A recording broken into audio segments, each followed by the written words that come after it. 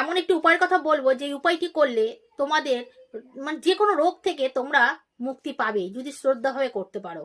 দেখো, প্রত্যেকের বাড়িতে কম বেশি কিন্তু এই উপায়টা করে, কিন্তু মঠ মন্দিরে সকাল সন্ধ্যা এই কাজটি কিন্তু করে। যারা সেবায়িত আছে কি করে, সকাল সন্ধ্যা ভগবানকে আরতি করা হয়, বা কারোর বাড়িতেও সকাল সন্ধ্যা আরতি করে। সেই আরতির যে দ্বীপ, যে প্রদীপ, সেই প্রদীপের শক্তি কিন্তু অপার হয়ে যায়। কেন, সেই প্রদীপ দিয়ে ভগবানকে আরতি করা হয়।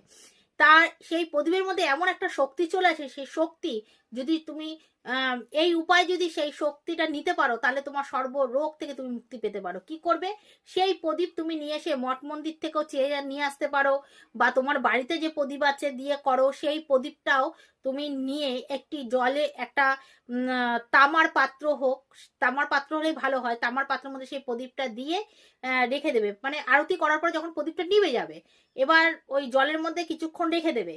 রেখে দেওয়ার পরে সেই যে জলটা, যে অসুস্থ রোগী আছে বা যার রোগ আছে, কঠিন রোগ ছাড়ছে না, তাকে সেই প্রদীপের জল মুখে দিতে পারো, তার মাথায় ছোঁয়াতে পারো। যদি এই কাজটি যদি তোমরা করতে পারো, যে কোনো রোগের হাত থেকে তোমরা মুক্তি পাবে।